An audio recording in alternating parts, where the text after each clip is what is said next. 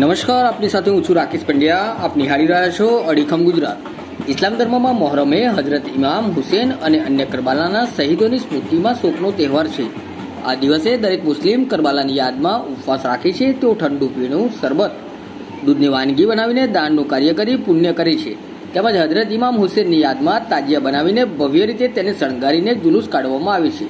મહીસાગર જિલ્લાના ખાનપુર તાલુકાના કારંટા ગામમાં મહોરમ પર્વને લઈને મુસ્લિમ બિરાદરો દ્વારા કલાત્મક તાજિયા બનાવવામાં આવ્યા હતા અને મહોરમના દિવસે જુલુસ નીકળ્યું હતું, જેમાં યા હુસેનના નારાથી વાતાવરણ ગુંજી ઉઠ્યું હતું. કારંટા ખાતે હજરત કુતુબ મહેમૂદ દાદા સોહરવર્દીની દરગાહ આવેલી છે. અહીં લાખો શ્રદ્ધાળુઓ દર્શનાર્થે આવતા હોય છે. તેવી આ સુપ્રસિદ્ધ દરગાહ ખાતે સવારથી જ મહોરમ પર્વને લઈને ખાસ તૈયારીઓ કરવામાં આવી હતી. તાજિયાઓનું જુલુસમાં મોટી સંખ્યામાં મુસ્લિમ બિરાદરો જોડાયા હતા. ત્યારબાદ મહીસાગર નદીમાં તાજિયાને ઠંડા કરવામાં આવ્યા હતા. જુલુસ દરમિયાન ઢોલ નગારા સાથે યુવાનોએ તલવાર સાથે કરતબો રજૂ કર્યા હતા. સાથે અવનવા કલાત્મક તાજિયા આકર્ષણનું કેન્દ્ર બન્યા હતા.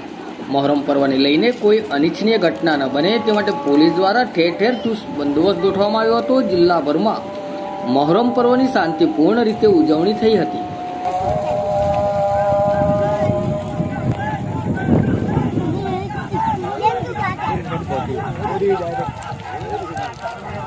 Oh